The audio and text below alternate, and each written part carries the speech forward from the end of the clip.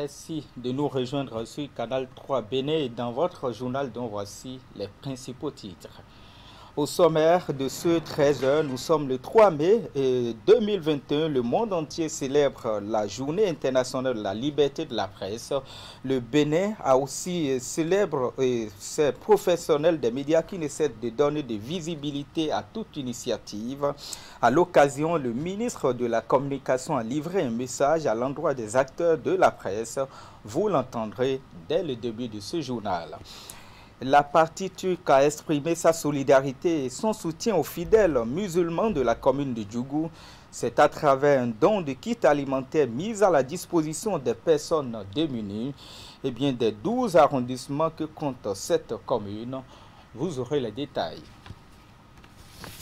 Et on parlera sport avec ce match de football pour la célébration de la fête du travail au Bénin. C'est une initiative des syndicats, du syndicat national des travailleurs enleveurs des sociétés privées de transit. La rencontre a mis aux prises l'équipe des transitaires et celle de leurs partenaires. Voilà pour les titres. Bonjour à tous et merci de nous préférer pour vous informer. 3 mai 2021, je vous le disais, le monde entier célèbre la liberté de la presse. Le Bénin célèbre également ses professionnels des médias qui ne cessent de donner de visibilité à toute initiative publique et privée. À l'occasion, le ministre de la Communication et de la Poste, Alain Rolla, a livré un message à l'endroit des acteurs des médias. Il en profite pour saluer le dynamisme et le professionnalisme des organes de presse au Bénin. Écoutons ici et maintenant le ministre de la Communication, Alain Oronla. En mai 2021, le monde entier célèbre la 28e édition de la Journée mondiale de la liberté de la presse. À l'occasion de cette importante journée initiée par l'UNESCO pour célébrer la liberté de la presse et rendre hommage aux journalistes qui ont perdu leur vie dans l'exercice de leur profession ou qui ont été victimes de différentes violences, je me fais, une fois encore, l'heureux devoir de saluer avec beaucoup d'admiration les professionnels des médias de mon pays en signe de reconnaissance de la qualité de leur contribution à la construction d'un État de droit et de la démocratie chez nous au Bénin. Reporters sans frontières a fait connaître son classement au titre de l'année 2021 et a positionné notre pays au 114e rang. Ce rang est un appel renouvelé, lancé à notre pays à ne pas relâcher ses efforts et à redoubler d'ardeur pour la liberté de la presse, qui est une quête permanente. Le gouvernement en prend acte. Je voudrais cependant me réjouir, cette année encore, de ce que mon pays n'a pas été épinglé comme un pays dans lequel les journalistes sont tués ou assassinés. Je suis aussi conscient que beaucoup d'efforts restent à faire et que nous devons effectivement redoubler d'ardeur. Il ne peut en être autrement, car le gouvernement et le chef de l'État, son Excellence Patrice Talon, ont fait le pari de renforcer la démocratie et l'État de droit au Bénin. À cet effet, à la suite du Code de l'information et de la communication, ils se sont engagés dans le programme d'action du gouvernement, dans le domaine des médias, grand indicateur de la démocratie, à assurer la liberté de la presse et l'accès équitable de tous aux organes de presse. Cette ambition est parfaitement en harmonie avec le thème retenu par l'UNESCO cette année, à savoir l'information comme bien public. Par ce thème, l'UNESCO appelle l'attention sur la façon dont le journaliste dépend de l'écosystème plus large qui permet à l'information de devenir un bien public. Il me paraît aussi établi que ce thème voudrait s'intéresser à la responsabilité sociale du journaliste et interroger la pratique du métier aujourd'hui et les responsabilités des différents acteurs impliqués dans la production et la circulation de contenu. Je voudrais saisir l'occasion pour inviter les professionnels à plus de professionnalisme et à plus de rigueur dans la production et la diffusion de contenu. Je pense beaucoup plus aux acteurs des nouveaux médias, Internet, sites web, réseaux sociaux, applications mobiles, etc., sur lesquels les problèmes se posent beaucoup plus, afin que les contenus qu'ils proposent donnent moins de soucis et aillent dans l'intérêt du public, soient utiles et constructifs pour la société, la démocratie et l'État de droit. Et cette actualité, l'information circule depuis samedi sur la toile. On parle de 70 000 cartouches de calibre 12 qui ont été découvertes dans un minibus à Gouka, c'est dans la commune de Banter. D'où vient cette cargaison? Quelles pourraient être les implications de la présence d'une telle cargaison sur le sol béninois? Le procureur spécial de la Criette qui s'est saisi de l'affaire a tenu un point de presse pour éclairer l'opinion publique. Suivez ici ces explications au micro de Emma Rodon. Mesdames, Messieurs, hier, vendredi 30 avril 2021, aux environs de 5 heures du matin, le commissariat de Gouka a été saisi d'un accident mortel de la circulation qui s'est produit à hauteur du village Agmon, dans l'arrondissement d'Atokolibé, commune de Banter. Les premières constatations ont permis de relever que l'accident s'est produit entre un minibus de marque Mazda, immatriculé BH 0337RB, de couleur rouge, et un bus de marque Renault, appartenant à la compagnie coopérative Transport Voyageurs, en abrégé CTV, immatriculé BH 1479RB, sur la route nationale inter-État numéro 3, tronçon Savalou-Banter. Venant de Gouka, le minibus qui roulait certainement à très vive allure en direction de Banter est entré en collision frontale avec le bus qui était en stationnement au bord de la voie. Des quatre occupants du minibus, 2 sont décédés sur le champ et un troisième, le conducteur, a succombé à ses blessures quelques instants plus tard à l'hôpital de zone de Savalou. La fouille du minibus a permis de découvrir qu'il transportait 56 sacs de jute imbibés d'huile rouge. 56 sacs. Cependant, à l'ouverture des sacs, en lieu et place de l'huile rouge, il a été découvert des cartons de munitions de calibre 12 soigneusement emballés. Au décompte, ce minibus transportait 70 000 cartouches de calibre 12. 70 000 cartouches de calibre 12. Tout porte à croire que le marquage des sacs à l'huile rouge est destiné à tromper la vigilance des forces de défense et de sécurité. Le seul rescapé de l'accident dit répondre au nom de Kankalala Aziz, de nationalité togolaise. Il réside à Alédio, au Togo. De ses premières déclarations, il ressort qu'il a l'habitude d'aider le conducteur du minibus, également de nationalité togolaise, à décharger ses marchandises. Cette fois-ci, il aurait été sollicité la veille aux environs de 20 h à Aoro, village situé sur l'axe routier Bassila-Banter, pour aider à décharger la cargaison à Gouka et à Akpassi, dans la commune de Banter. Il précise qu'au moment où il prenait place à bord du véhicule, il s'y trouvait déjà 2 individus, plus le conducteur.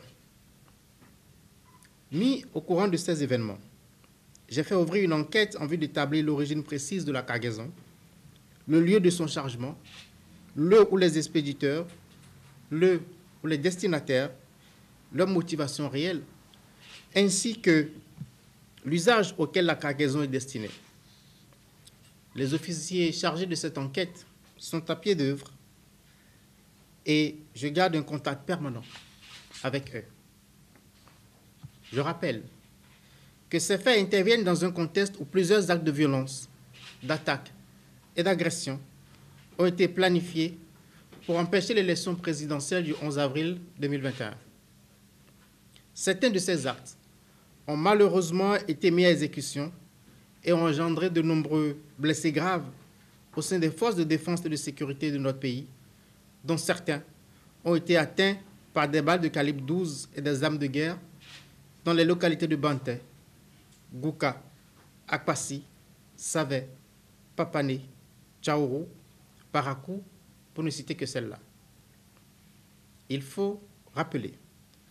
qu'au terme de l'article 161 de notre code pénal, que je cite, constitue un acte de terrorisme l'infraction prévue aux articles 162 et 163 ci-après, qui, de par sa nature ou son contexte, peut porter gravement atteinte à l'État et commise intentionnellement dans le but d'intimider gravement la population ou de contraindre indûment les pouvoirs publics à accomplir ce qu'ils ne sont pas tenus de faire ou à s'abstenir de faire ce qu'ils sont tenus de faire, pervertir les valeurs fondamentales de la société et déstabiliser les structures et ou institutions constitutionnelles, politiques, économiques, sociales de la nation.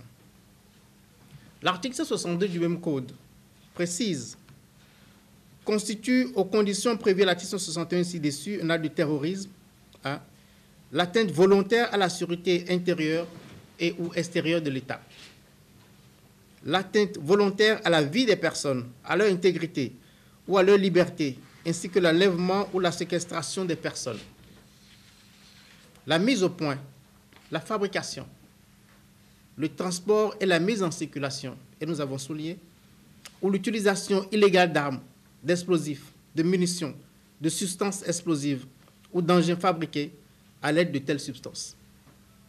Je ne manquerai pas, s'il y a lieu, de vous apporter de plus amples informations sur l'évolution de cette enquête. Je vous remercie. Autre chose, dans ce 13h, atelier de capitalisation des acquis du projet dénommé Cité.bj, les assises visent à débattre avec les participants des documents récapitulatifs des acquis du projet. La rencontre va aussi conduire à la formulation des recommandations. Les détails, y met Hélène Amosson. Démarré en 2018, le projet Cité.bj arrive à terme.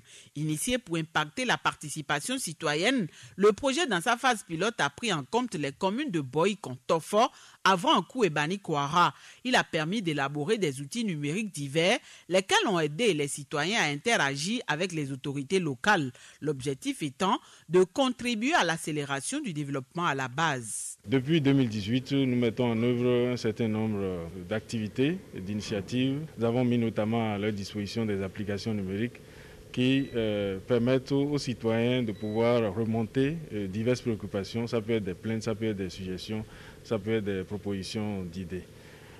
Nous avons retenu, dès le démarrage du projet, de pouvoir réaliser une capitalisation au fil de l'eau. C'est-à-dire qu'au fur et à mesure qu'on met en œuvre les interventions, on les documente. Pour ça, nous nous sommes dotés d'un certain nombre d'outils. Après 3 années d'exécution, acteurs et autres parties prenantes au projet procèdent ici à l'inventaire et l'évaluation des différents outils développés.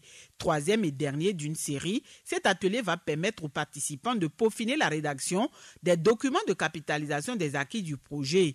Également présents à ces assises, les partenaires CIDR et l'Association nationale des communes du Bénin se sont félicités du parcours fait ensemble. Ce 3e atelier va nous permettre de faire le point sur ces 2 thèmes, donc les outils de participation citoyenne qui ont été divers et variés, mais également les outils numériques qui ont facilité la participation citoyenne, tant au niveau de la formation, information, sensibilisation, concertation et co-construction. Nous pourrons maintenant avoir un document complet sur quoi proposer, aider les autres communes du Bénin à mettre en œuvre pour animer la participation citoyenne dans leur commune.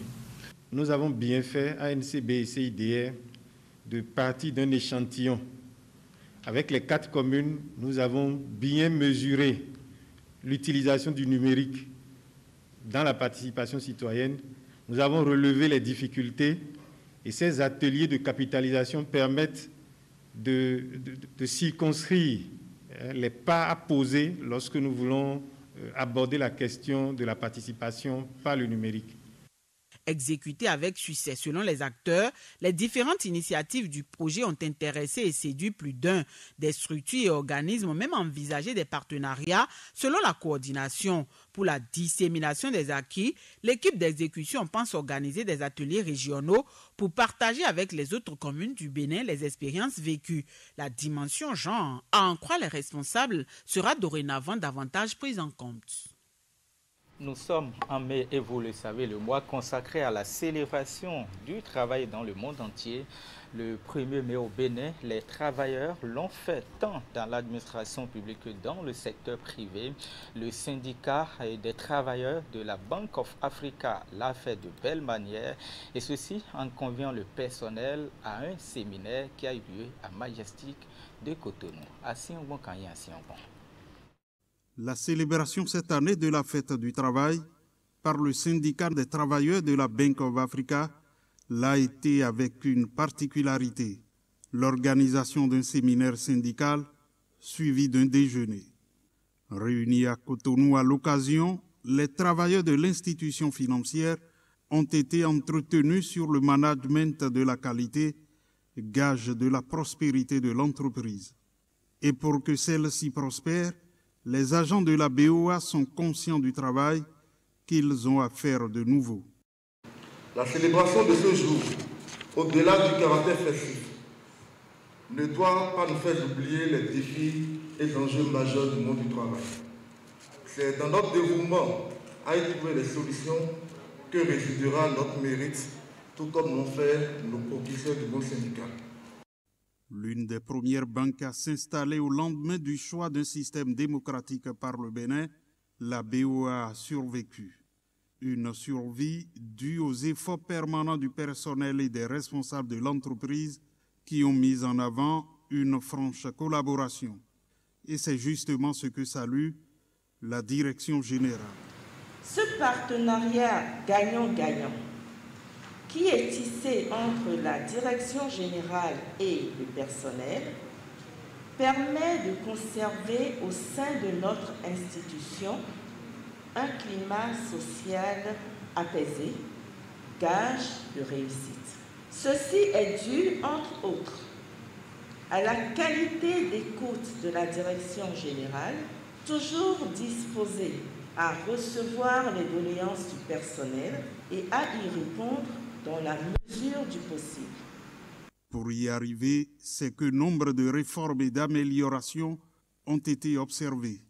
Si aujourd'hui la BOA a gardé le cap en demeurant parmi les meilleures banques de la place, c'est qu'elle le mérite. Et elle peut l'être davantage si le syndicat œuvre d'une manière plus moderne. Qu'est-ce que le syndicat peut apporter dans la gouvernance de l'entreprise pour faire en sorte que le personnel, les militants comprennent qu'ils ont des droits, mais n'oublient jamais qu'ils ont des devoirs vis-à-vis de l'entreprise. Pour la CSA Bénin, on ne le dira jamais assez, le syndicat aujourd'hui doit cesser d'être au service uniquement du travailleur et doit résolument être au service de l'entreprise et du travailleur. Dans la matinée du 1er mai, une séance sportive organisée par le syndicat des travailleurs de la BOA a réuni une partie du personnel à la plage de Cotonou. La catégorie des dames a fait une marche de 3000 mètres et celle des hommes le double. À l'arrivée, les gagnants, tout comme les participants, percent à la manière de leur institution financière, puis récompensés lors du séminaire syndical. Coopération décentralisée dans ce 13 heures, la partie TUC, comme je vous le disais, dès le début de ce journal, a exprimé sa solidarité et son soutien aux fidèles musulmans de la commune de Djougou. C'est à travers un don de kits alimentaires offert aux personnes démunies des 12 arrondissements que compte la commune de Djougou. Le geste de solidarité est le fruit de partenariats agissant entre la mairie de Djougou et la République turque. Alassane Arona, Abdou Raoufou Yahya. Des kits alimentaires au profit des fidèles musulmans issus des couches défavorisées des 3 arrondissements centraux de Djougou. Composés entre autres de sacs de riz, de bidons d'huile, de boîtes de tomates, de sardines et de lait, puis des pâtes alimentaires, ces produits alimentaires gracieusement distribués visent à accompagner les bénéficiaires, pour la plupart jeûneurs, au cours de ce mois béni de Ramadan. Le geste de générosité est parti pour impacter plus de 1000 nécessiteux directs du centre-ville. Il est le fruit du partenariat entre la mairie de Djougou et la République de Turquie. Un partenariat négocié par le maire Abdul Malik Seibou auprès de l'agence turque de coopération et de coordination TICA. Merci pour ce don. Les populations de Djougou sont reconnaissantes et nous souhaitons que cela continue et s'améliore les années à venir. De même que les projets que nous aurons ensemble à faire pour faire reculer la pauvreté, que ces projets prennent corps. Parce que ce que nous voulons, c'est d'aider nos populations à devenir autonomes. C'est d'aider nos populations à ce que le nombre de personnes vulnérables diminue d'année en année. Et c'est à cela que nous allons travailler ensemble avec les différents partenaires. Aujourd'hui, c'est la Turquie. Hier, c'était d'autres pays. Nous souhaitons que d'autres puissent aussi s'y ajouter pour pouvoir nous aider à réduire la précarité de nos populations. Cet acte de partage de la Turquie avec les populations de Djougou, reconnu comme l'une des cités les plus islamisées du pays, n'est que le début d'une série inscrite dans l'agenda de ce partenariat agissant. D'autres actions sont attendues dans les tout prochains jours.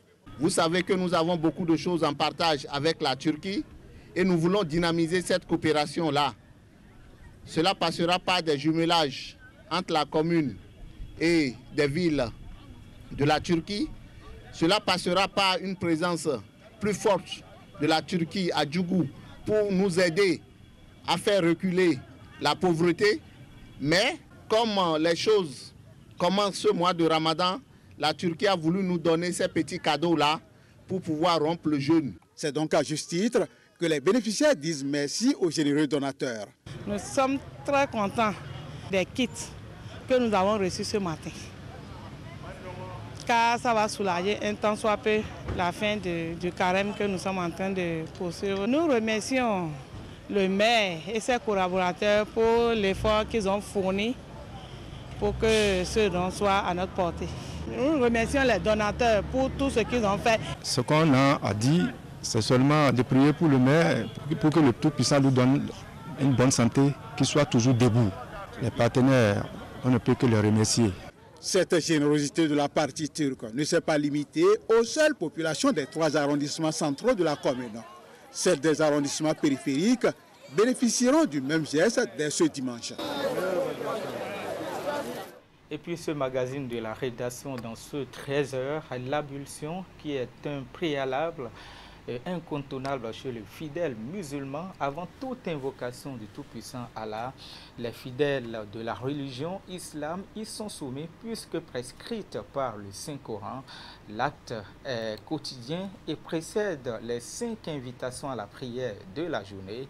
Question, quelle est l'importance de l'ablution dans la pratique musulmane et pour le fidèle musulman dans ses prières? La réponse dans cet élément de notre antenne régionale de Boï, consigné Imet Hélène Amosson et Georges Vaudouno.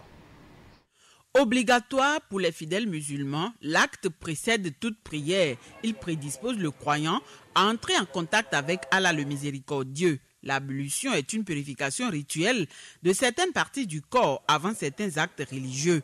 En islam, elle intervient immédiatement avant la prière. L'ablution, ça fait partie du plateau Pinto Signal. Comme purification. Parce que l'homme, avant de rentrer dans la prière, il faut se décharger de ce qui n'est pas bon au milieu. Il faut être très pur, sans tache.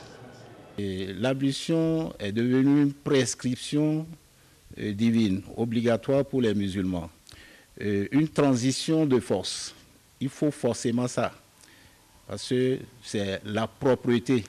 Et ça a beaucoup de signification. Et ça se fait lorsque nous allons aller à la prière, les saintes prières. Il faut forcément l'ablution. Dieu n'accepte la prière de personne d'entre vous lorsqu'il est impur, jusqu'à ce qu'il fasse ou bien ce qu'elle fasse l'ablution. Donc c'est tout ceci. Donc c'est une transition obligatoire. Pour aller à la prière, il le faut forcément, sinon les prières ne sont pas acceptées. Selon les prescriptions du Coran, le musulman a l'obligation de prier 5 fois par jour. À l'heure de l'invocation à la mosquée ou partout ailleurs, l'ablution, également appelée oudou, est le premier acte à accomplir. Le geste suit une chronologie. Les différentes étapes de l'ablution portent chacune une signification bien définie. Il faut commencer par laver les mains 3 fois. La première fois, c'est l'obligation, forcément. Il Voilà. Il faut laver 3 fois les mains et laver son visage 3 fois, amener l'eau à la bouche, rincer les dents proprement. Bon, tout est 3 fois, 3 fois. Et maintenant, laver les mains jusqu'au coude. Voilà. Ici 3 fois. Il faut toujours commencer par la droite. Signagnon, voilà, qui aussi, est membre du bureau de l'UPMB. Maintenant, tremper attention, attention, la pandémie de Covid-19 n'est pas encore terminée. Le virus circule toujours. Des morts et des cas graves sont régulièrement enregistrés. Que faire pour ne pas contracter le virus? Il faut respecter les gestes barrières, c'est-à-dire porter systématiquement le masque en tout lieu public et dans toutes les situations à risque. Éviter les regroupements. Observer la distance de sécurité d'un mètre au moins entre individus. Se laver fréquemment les mains à l'eau, au savon ou les désinfecter avec du gel hydroalcoolique. Nettoyer régulièrement les surfaces ou objets avec lesquels les mains peuvent être en contact, à savoir table, téléphone portable, poignée de porte, volant ou guidon lorsqu'on n'est pas seul à conduire le véhicule ou que les objets sont manipulés par plusieurs utilisateurs. Ce qui n'est pas bon, parce que c'est pas tout ce qu'il faut regarder. Donc avant de rentrer à la paix, il faut se laver de ça. Selon les enseignements du prophète Mahomet, la purification doit être faite avec de l'eau. Si entre 2 prières, le croyant ne commet pas d'acte absolu, il peut ne pas refaire l'ablution. En l'absence ou en cas de manque d'eau, le fidèle peut se purifier avec du sable propre. Quand il n'y a pas d'eau, nous avons ce que nous appelons tayammum. Tayammum, voilà, c'est du sable propre. Le premier basé à Toricata est une ferme de poules métaphysique. Les œufs à couvert produits sont conservés dans une chambre froide pendant 5 à 7 jours, puis transférés sur le deuxième site basé à Boumé-Calabi. Et ça là aussi, c'est facile. Il s'agit ici du pouvoir, un site de production où les œufs sont mis en incubation pendant 21 jours pour sortir des poussins d'un jour. C'est très simple. Terre et associé Nouvelle Génération Temps SA a une capacité de production extensible d'1 600 000 poussins par an et reste incontestablement le leader dans le domaine de l'aviculture au Bénin. Et passer ça directement dans le visage. Hein? Allez taper encore une deuxième fois et comme ça. C'est pas si on fait comme voilà. Et sans détacher la Et voilà, nous vous l'annoncions depuis ce matin. Nous sommes le 3 mai et c'est la journée mondiale de la liberté de la presse. On en parle avec notre invité de ce lundi matin, Pétito Signagnon. Bonjour. Bienvenue en plateau. Alors, journée internationale de la liberté de la presse. Nous sommes au Bénin. La presse est-elle véritablement libre? La presse libre en termes de conditions de travail, en termes de moyens, en termes d'accompagnement, je dirais que non. Intérieur du stade général Mathieu Kérékou de Cotonou, l'événement a réuni autour du ministre des tutelles plusieurs troupes de danse pour un spectacle impressionnant. Iluri Chikwegaba. Plusieurs troupes de danse sont ici réunies sur l'esplanade intérieure du stade général Mathieu Kérékou de Cotonou. Divers pas de danse sont esquissés en harmonie avec la large variété musicale nourrie par les instruments traditionnels. Pour cette journée internationale de danse, aucun rythme n'est laissé en rade.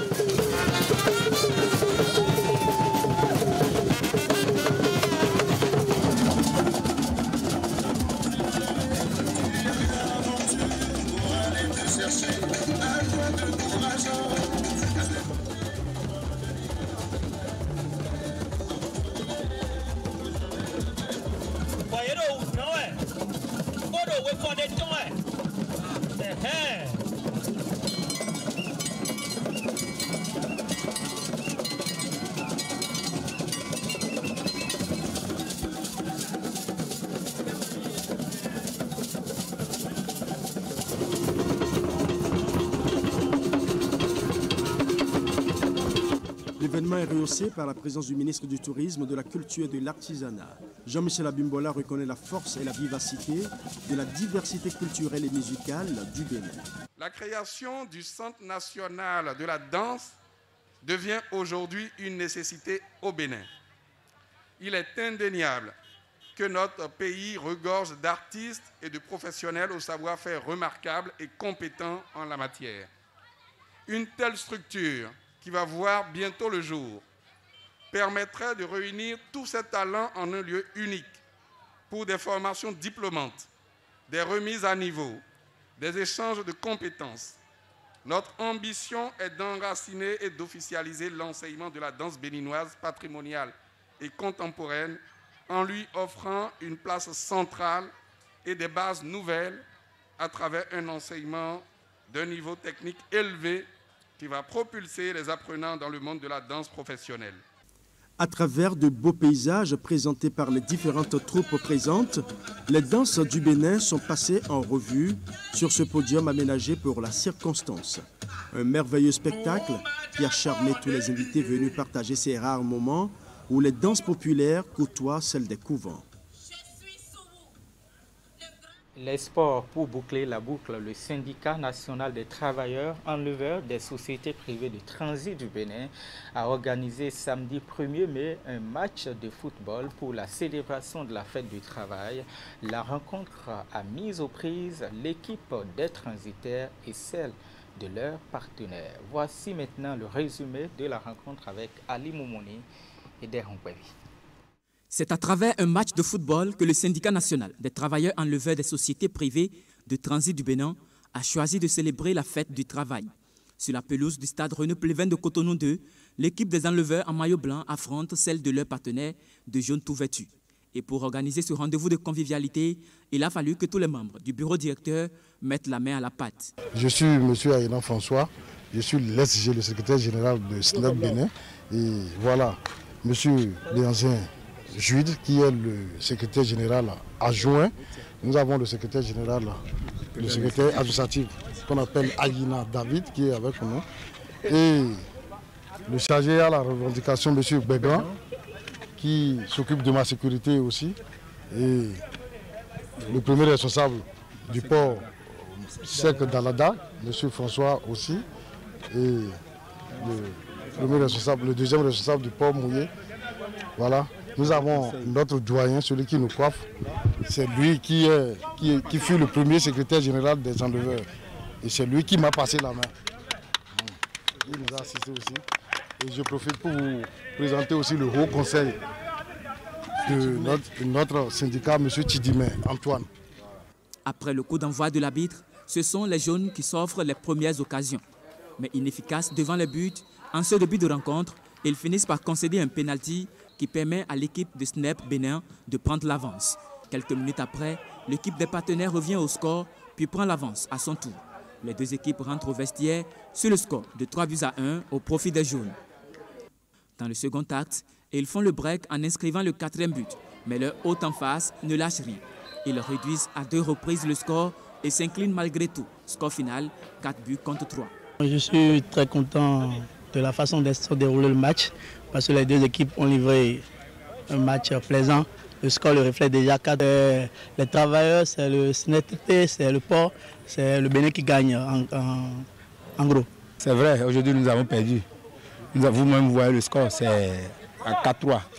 Donc nous espérons que les prochaines fois, nous fassions encore un peu d'effort pour remonter la pente. Et je pense que la prochaine fois, ça sera la nôtre. Au-delà de la convivialité recherchée à travers ce match de gala, le SNEP Bénin entend créer une occasion de partage et d'enseignement pour la bonne marche de leurs activités. D'où la séance de sensibilisation des différents membres. Voilà, si nous avons invité les agents du port autonome de Cotonou, c'est pour venir sensibiliser les nôtres sur... Puisque ils sont des partenaires avec lesquels nous travaillons sur la plateforme portuaire, à savoir les agents du port, Bénin Contrôle et Atral. Donc nous avons invité ceux-là pour venir sensibiliser les nôtres de ce que nous devons quand même faire sur le terrain. En somme, la fête du travail du syndicat national des travailleurs enlevés des sociétés privées de transit du Bénin, c'est une occasion de brassage avec les différents partenaires de travail. Ensemble! Et c'est sur cette note de sport que s'achève ce journal. Merci de nous avoir suivis. Restez connectés sur les programmes de Canal 3 Bénin et sur canal3télévision.com. À demain.